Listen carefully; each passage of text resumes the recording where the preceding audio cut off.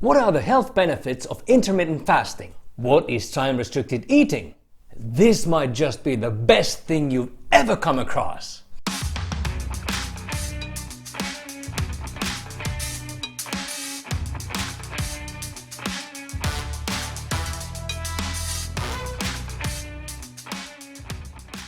Hello and welcome to Incremental Improvement. I'm Thomas Faraway Beach and today we're looking into intermittent fasting and time-restricted eating. If you find this video informative, please leave a like and consider subscribing to my channel. It helps immensely. So, what is time-restricted eating and what is intermittent fasting? Let's check it out. Both solutions share the idea that there's a period during which you're allowed to eat, the eating window, and then there's a non-eating period which is called the fasting period. One could say that both strategies are roughly the same thing, but there's a difference in emphasis and perspective. The modern intermittent fasting developed from restricting calories by restricting the eating window. It is often presented as a weight control solution to eating, on top of its many other benefits. It is also the more popular and more established term out of the two. There are many variations to intermittent fasting, the most common being the so-called 16-8 approach. And there you fast for 16 hours of the 24 hours and eat all your food during your 8-hour eating window.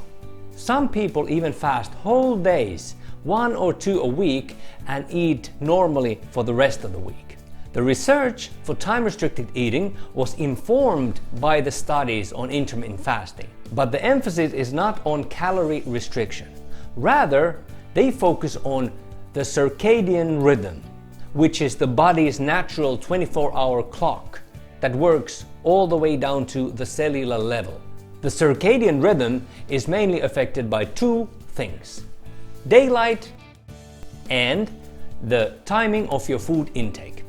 This is why people with the time-restricted eating approach tend to focus on the overall health benefits rather than focusing on the weight control or weight loss benefits, even though those are pretty significant with the system as well. Now, the good news is that both practices, they have the same benefit if you do it in a 24-hour cycle and if you don't ingest anything else but water during a fasting period.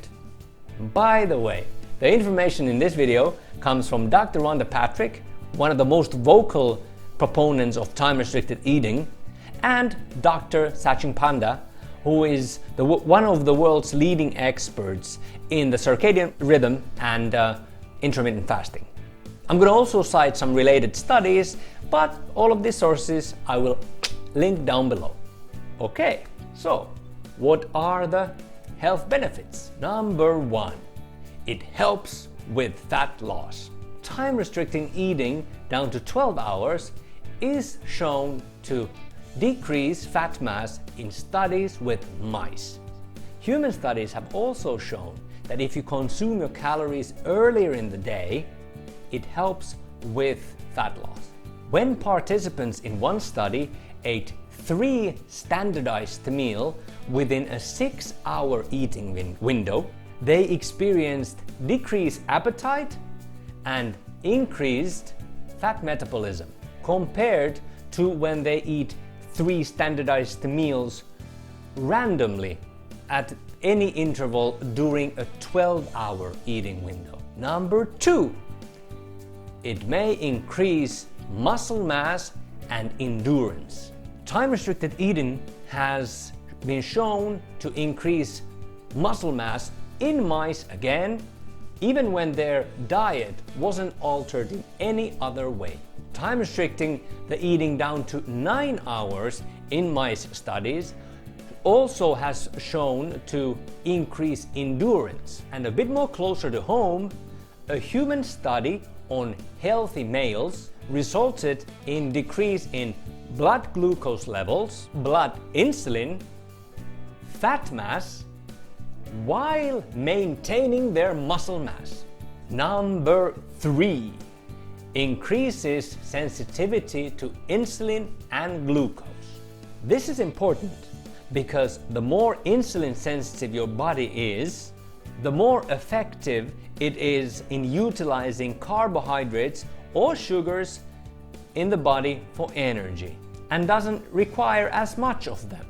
A trial that monitored the glycemic response to the same meal at different time of the day demonstrated that post-meal glucose increase was the lowest in the morning and the highest in the evening.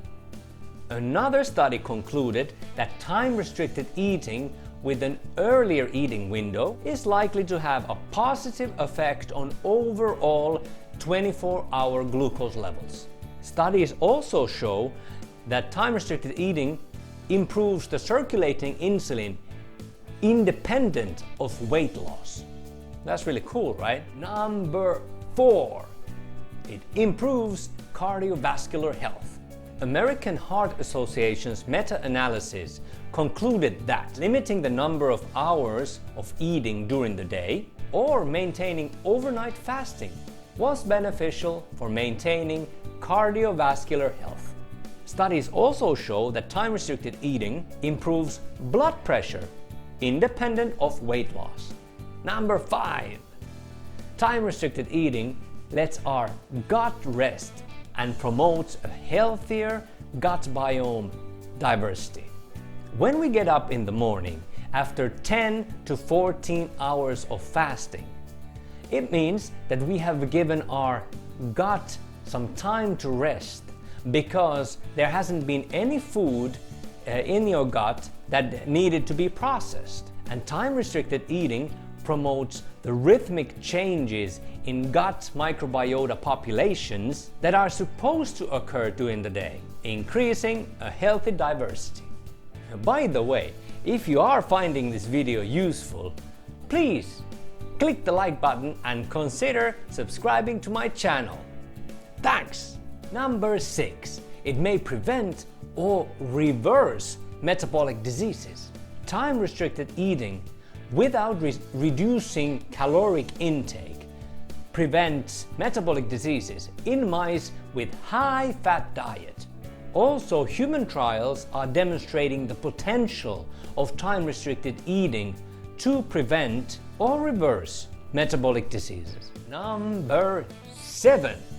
Yes, number 7. May improve sleep. Having 3 to 4 hours of fasting before bed may actually help you sleep better in the evening. The sleep hormone, melatonin, begins to rise about 2 to 3 hours before your habitual sleeping time. And melatonin binds to the receptors in our pancreas and tells it to stop producing insulin. If you eat during this time, your body has to initiate an insulin response again, which works against the process initiated by melatonin. Number 8, it helps with your body's natural 24-hour rhythm. A study showed that early time-restricted eating is likely to have positive effects on markers of the circadian rhythm, which is good for overall health all the way down to the cellular level. The timing of your food intake is the dominant regulator of the peripheral circadian clocks in the liver, in the pancreas, in the muscles, in the fat tissue, even though they are all coordinated by our master clock in our brain. Number 9. May have anti-aging effects. There's some animal evidence that time-restricted feeding also elicits long-term health benefits, as evidenced by an increase in the lifespan for 11 to 14%. A human study showed that early time-restricted eating is likely to have positive effects on aging, suggested by the increase in the levels of SIRT1 gene, which lowers aging-related inflammation. And now, number 10. It helps with cellular repair. Autophagy is an intracellular program which is involved in the disassembly of unnecessary or dysfunctional cellular components and recycling them into proteins, fats, carbohydrates and nucleic acids for energy and reuse. Now, a study showed that early time-restricted eating is likely to have positive effects on the markers of autophagy. Although autophagy occurs in a cellular level, its activation in the whole body level may improve metabolic fitness and increase lifespan. If the whole notion of fasting just seems outlandish and crazy to you, don't worry. You can just slightly extend your regular nightly fasting by skipping breakfast or having your dinner earlier, whichever suits you better. Doctors Patrick and Panda maintain that you should have at least a fasting period of 12 hours in order to start having these positive effects. So if you eat your dinner around 6 or 7 p.m. and you break your fast at breakfast at around 7 a.m., that's already 12 to 13 hours. I usually have my dinner around 8 to 9 p.m., skip breakfast and have a brunch or lunch around 11 a.m., which amounts to 14 to 15 hours of fasting. I don't really worry about it too much. I'm trying to make it into a lifestyle, so I just try to hold on to the 12-hour minimum. Now, even though some studies demonstrating the health benefits of time-restricted eating did include a possibility to take black coffee during the fasting period, it may be advisable to only ingest water during your fasting. The reason is that caffeine is taken into your gut and metabolized by your liver, activating the metabolic processes in those tissues and potentially starting the circadian clocks, which means an end to the most of the fasting processes. Another extremely cool thing about intermittent fasting and time-restricted eating is that occasional cheat days, about 1 or 2 days a week, did not decrease the beneficial effects in studies with mice.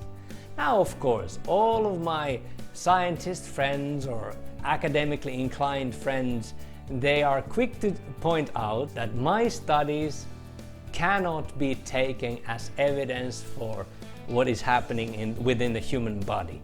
But they could definitely suggest to an interesting direction of further study. And in this case, they could suggest that we could have a regular weekend with family and friends and then get back on track with our time-restricted eating and still enjoy the benefits. Alright, I hope you found this video useful. If you want to see more videos like this, please click the like button and subscribe to my channel. You might also want to check out my other videos here and somewhere. And you can find me at Thomas Faraway Beach on Instagram and Facebook. Alright, thanks for watching. See you later.